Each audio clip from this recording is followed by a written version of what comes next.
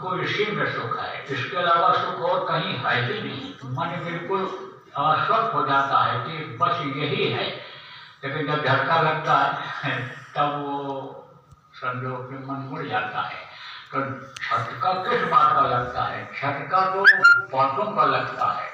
आपने देखो बहुत से लोग सत्संगी ऐसे थे, बुरे थे, लेकिन गुरु महाराज की बातों से मुड़ गए, सत्संगी हो गए, सुनते सुनते भजन करने लग गए, उनका काम बन गया। तो मन ऐसे ऐसे बदलता है, मन ऐसे यानी झटका से बदलता है। तो दुनिया का भी झटका होता है, संतों की बातों का, सत्संगों का भी झटका होता है। कैसे ये बताने? राजा भरतरी थे, राजा भरतरी तो अच्छे राजा थे, राज धर्म का पालन करते थे। जो जिस तरह से प्रजा का ध्यान रखना चाहिए, खिलाना पिलाना, उनके देख रेख, साधन सुविधा जो राजा को प्रजा को देना चाहिए था सब देते थे। लेकिन चूंकि प्रजा का अन्न खाते थे तो अन्न का असर लग जाता था। जितना अन्य समझो कि प्रजा के लिए मेहनत नहीं करते थे, शरीर से, दिल से, दिमाग से, उससे ज़्यादा ऐश और आराम में प्रजा का धन खर्च करते थे। क्योंकि बड़े ठाठ होते थे राजा लोगों के उस समय पर, तो उसी ठाठ में मस्त रहते थे और भोगी जीवन हो गया था। ये जो बगैर मेहनत की कमाई का अन्न है, ये क्या करता है? ये भोगी जीवन बना देता है। तो रानी से उनको बड़ी आसक्ति थी। रोटी न मिले लेकिन रानी सामने होनी चाहिए। तो एक दिन क्या हुआ कि एक दिन महात्मा जी आए, तो वो एक फल लाए। राजा से मिले तो एक फल लिया। वो कैसा फल था? देखो, ये जो जड़ी बूटियां हैं और ये जो फल, ये बड़े काम के हैं। फल खाने से, आप समझो फल का रस पीने से रोग खत्म होते हैं। जड़ी बूटियों के सेवन से देखो कहते हैं कि खुली हवा में घूमने से यानी आराम मिलता है, सांसों का फूलना बंद होता है, रोग हटता है। टीबी के मरीज जब जल्दी ठीक नहीं होते हैं तो उधर हिमाचल प्रदेश में जगह है, मैं गया था उधर दौरे में, तो लोगों ने बताया कि यहाँ 6 महीने अगर टीबी का मरीज रहे तो बगैर दवा के यानी समझो कि काफ़ी आराम मिल जाता है। और अगर बहुत ज़्यादा न हो गया हो, हल्का फुल्का हो, तो ठीक ही हो जाता है। तो ये जो हवाएं हैं, पत्तियां हैं, ये जो हिलती हैं, इसीलिए तो कहा जाता है दोनों को काटो मत, बल्कि पेड़ को लगाओ, जड़ी बूटियाँ लगाओ। इसीलिए कहा जाता है कि भाई ढंग की पत्ती लगाओ, आप समझो कि ये सब चीज़ों को लगाओ। इसीलिए तो कहा जाता है। उससे जो हवा टकरा करके नाकों के अंदर जाती है, उससे आदमी स्वस्थ होता है। देखो, कभी जब नाक की नली बंद हो जाती है, गले की भी नली बंद होने लगती है, सांस लेने में तकलीफ होती है, तो गर्म पानी में दवा डाल करके और नाक में लगा करके कहते सूंघो, इसको खींचो, तो वो क्या करती है दवा? वो उसको साफ करती है। बलगम को जो उसमें जमा रहता है, जो भी गंदगी जमा रहती है, वो उसको साफ करता है। वो नीचे की तरफ ले जाता है, पेटों से उधर पेशाब से निकाल देता है, लैट्रिन से निकाल देता है वो। तो ये यानी बहुत प्रकृति ने दे रखा है आदमी को। जानकारी की बात है, जानकारी नहीं हो पाती आदमी को। तो आप समझो कि यही लहसुन की एक कली आपके समझो 2 रुपए की भी नहीं होगी, और समझो उसी को भर देते हैं कैप्सूल में, तो 20 रुपए का खरीद करके उसको गार्लिक कैप्सूल खाते हैं लोग। आप देखो, यही नीम की पत्ती, यही नीम की छाल, यही नीम के बीज को जब जला करके और उसमें भर देते हैं आपके कैप्सूल में, तो वही ये जो समझो कि 10 पैसे की पत्ती नहीं फ्री मिलती है, उसी को 10 रुपए का खरीद करके लोग खाते हैं। तो कहने का मतलब यह है कि ये चीज़ें यानी समझो कि फायदे की होती हैं। तो फल है तो फल लेकर के गया, फल लेकर के गए महात्मा जी दिए। बोले महाराज ये फल राजा को कुछ महाराज कहता, महाराजा कहता, राजा कहता, हजूर कहता, तरह तरह से बड़ों को जैसे लोग पुकारते हैं आज भी ऐसे लोग कहा करते हैं महाराज ये जो है फल है, ये बराबर ताकत आपका बनाए रखेगा, आपको स्वस्थ रखेगा, आपको जवान जैसा महसूस कराएगा। ये अमर फल है।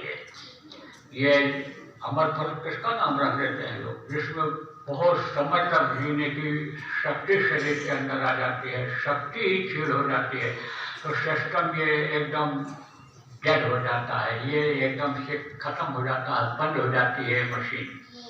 जैसे पुरानी गाड़ी है, साफ सुथरा कराते रहो, तेल बदलते रहो, सर्विस समय से कराते रहो, संभाल के कराओ, चलती रहती है, हर से उधर शरीर भी चलता रहता है। तो दे दिया, राजा रख लिया। तो राजा की सबसे उस समय ज़्यादा आसक्ति किसमें थी, पत्नी में थी। पत्नी से बड़ा प्रेम करता था। तो राजा पत्नी ने दे दिया अपनी पत्नी को, कहा कि तू खा ले इसको, ले फल, ये बहुत कीमती चीज़ है, बहुत बढ़िया फल है। तो कहे नहीं ये कौन देगा, का महात्मा जी दे गए। तो बोले तो आपके लिए, नहीं नहीं मेरे लिए नहीं, आपके, ये तुम्हारे लिए है। तो उसने रख लिया।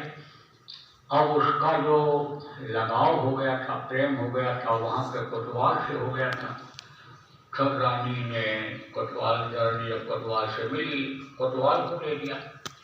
कोतवाल की बहुत बढ़िया फल है, ये तो पूरा ताकत रखेगा, ये जवान कर देगा, ऐसा फल ये है, दे दिया। कोतवाल रख लिया। तो कोतवाल का कनेक्शन किससे था, उस शहर के एक वैश्य से था, नाचने वाली से था। तो वो ले गया, उसको दे दिया। अब उसको दे दिया तो उसने रख लिया। फिर उसने सोचा कि अब हम तो इस नर्क के जीवन से छुटकारा ही पा जाए तो अच्छा है, अब क्या हमको इसको ये और नर्क की तरफ धकेलेगा अगर हम खा लेंगे। ज़्यादा दिन नहीं समझो कि अगर हम जिंदा रहे तो इसी नर्क में हमको रहना पड़ जाएगा, निकल नहीं पाएंगे। तो राजा हमारा बड़ा अच्छा है, बड़े अच्छे भाव हैं राजा के, प्रजा का बड़ा पालन करता है, तो राजा को ही चलो हम इसको घेरता दें। अब वो गई फल लेकर के राजा के पास फिर पहुँच गया, भर्तृहरि के पास फिर पहुँच गया। तो भर्तृहरि ने देखा तो कहा ये तो वही फल है, ये तो वही फल है। तो उससे पूछा, कहा कि तुझको कहाँ से मिला। कहा महाराज हमारे पास तो लोग आते रहते हैं, हमको कोई दे गया था हमारे लिए खाने के लिए, तो हमने आपके लिए सोचा कि हम आपको दे दें और आप हमारे मालिक हो, आप हमारे राजा हो, प्रजा के पालक हो, तो आप स्वस्थ रहोगे तो बहुत अच्छा लोगों के लिए रहेगा, आपके लिए मैं इसीलिए ले आई। तो कहा कि ये कौन दे गया था। अरे महाराज बहुत लोग आते हैं, हम क्या बताओगे, ये हमसे न पूछो। फिर राजा ने सोचा, दिमागी तो होते थे, बुद्धिमान तो होते थे, सोचा लाओ रानी से पूछें। तो रानी से कहा कि जो है तुमने फल खाया, हबुल टोल करती रही। तो जब राजा ने टाइट किया तो बताई कि मैं तो नहीं खाई। तो कहाँ गया फल, किसको दिया। तो जब ज़्यादा टाइट किया तब बोली कि मेरे से गलती हो गई, मैं तो उसको दे दिया। कोतवाल को बुलवाया, कोतवाल को टाइट किया। तो कोतवाल ने कहा हम तो नहीं खाए, उसको हम गलती हो गई, माफ़ करो सरकार, जान बख्शो तो हम बता दें, हम तो उसको दे दी। अब जब समझो कि राजा को यह पता लग गया, उसी समय मन एकदम से उनका हट गया राजा से, राजा का मन एकदम से बिल्कुल हट गया।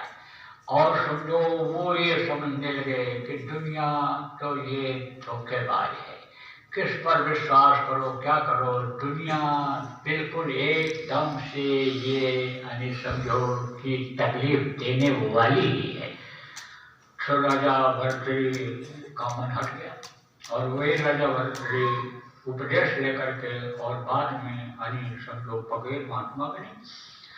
फिर वही जो नाच गानों में मस्त रहते थे, जो सभा में 10-20 आदमियों से घिरे रहते थे, एक पल उनका अकेलेपन में यानी समझो कि निकलना मुश्किल होता था, सभा से गए, लोगों के बीच से गए तो रानी सास रहती थी, कोई न कोई सास रहते था, उनको भीड़ भाड़ से एक तरह से नफरत सी हो गई। इसका प्रमाण मिलता है कब कि जब राजा गोपीचंद, वो भी आपके समझो के राजा ही थे, बहुत ऐसे राजा हुए हैं कि जो जात का काम किए हैं और उनका नाम हो गया है, इतिहास में लिखा हुआ है, आपको सुनाया भी गया था कि कैसे उनका मन बदला था, गोपीचंद का मन कैसे बदला था। दोहराने का समय आज नहीं है, लेकिन जो पुराने लोग सत्संग सुनते रहते हो आपको मालूम होगा। तो ये दोनों मिल गए, एक ही समय के थे दोनों, और दोनों संन्यास ले लिए थे, मिल गए तो बोले चलो साथ ही चलते हैं, तो गए। तो रात को कहीं रुकते थे, ये लोग चलते रहते थे, रात को रुक जाते थे, कहीं अगर अच्छा लगा तो 2-4 दिन भी रुक जाते थे, प्रेमी मिले तो कुछ सुना भी देते थे, उनको उपदेश भी कर देते थे।